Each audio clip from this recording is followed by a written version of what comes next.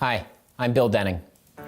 As a funeral director, I have the privilege to walk alongside families as they journey through grief. We attend to death, but also to the lives affected by that death. The manner in which people are cared for during times of loss can have a lifelong impact on a family. Residential hospice understands this and has completely changed the way we experience death. At hospice, families are given time and freedom to grieve in their own unique ways during those last precious moments. If death is treated with care and respect, the healing begins.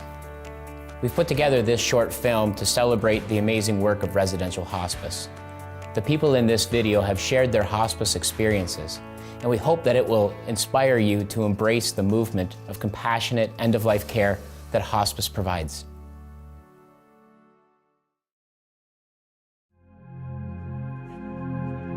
They brought my wife Donna over here to hospice from the hospital. 15 minutes of being in here, I said to my daughter and my sister-in-law, I said, this is the best place your sister and mother could ever be. When it comes to caring for somebody who you can't restore to health, I don't know that they have developed the necessary training for that in the hospital. In the hospice, it's much smaller, it's much more personal. There are fewer staff, but it ends up being more staff per person, and they're fully trained, and we're all fully trained in how to deal with and how to help people who are at the end of life.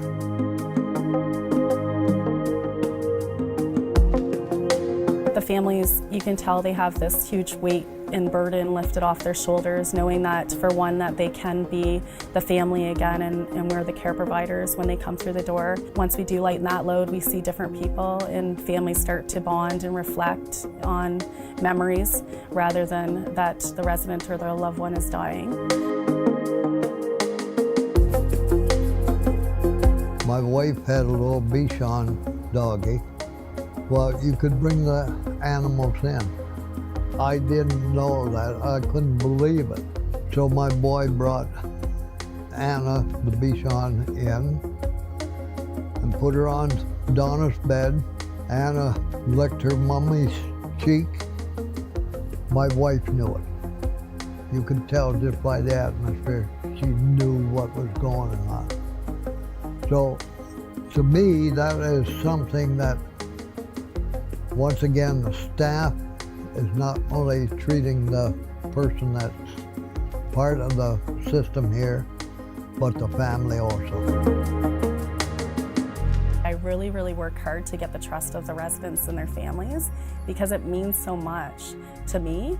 I've brought residents into the tub before to where they relax, you set the atmosphere, you dim down the lights, and you recline them back just to soak in the tub. And as they're soaking in the tub, just emotions overwhelm them and they're able to kind of vent. And we've had a lot of tears in our spa room. The way I look at it, Donna, when she was brought here, couldn't have been put in a better place before she went.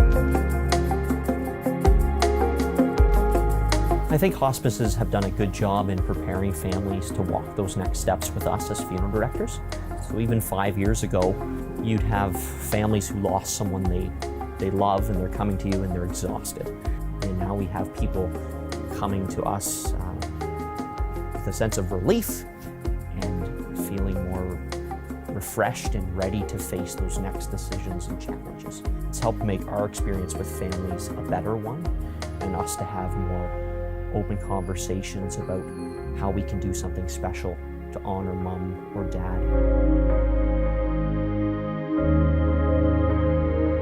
So Mr. Steffler was my grade 11 English media teacher, and he was that teacher for me. Everybody has that teacher that really made an impact, and that was Mr. Steffler. And he had so many years ahead of him. He should have had so many years ahead of him. So for me, it was very personal when he passed away.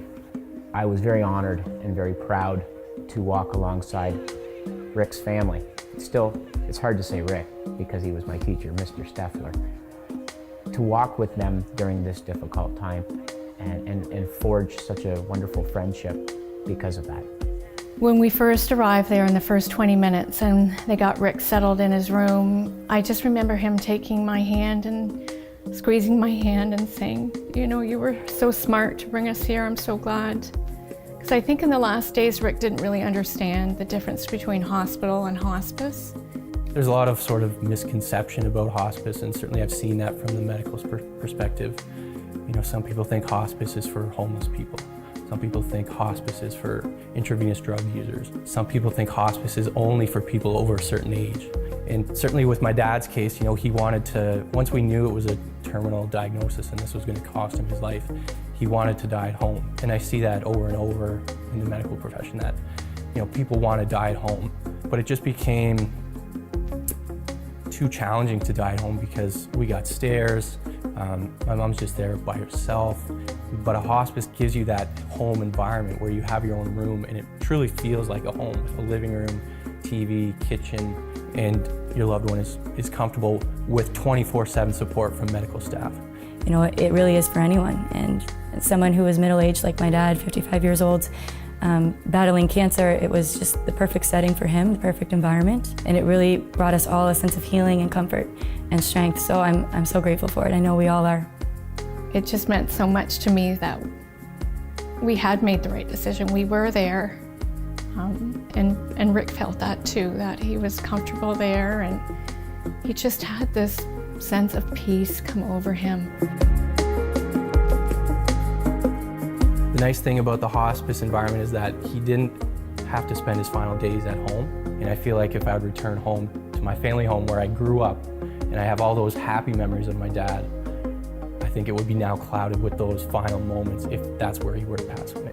It was really, you know, as good as you could make a really bad experience. You know, it's something that you remember kind of comfortably in that, you know, we were all able to be there with him. And he was in a space where I think he was really comfortable and really enjoyed being there. So it's something that's really nice to hang on to when you think back to how it all came to an end.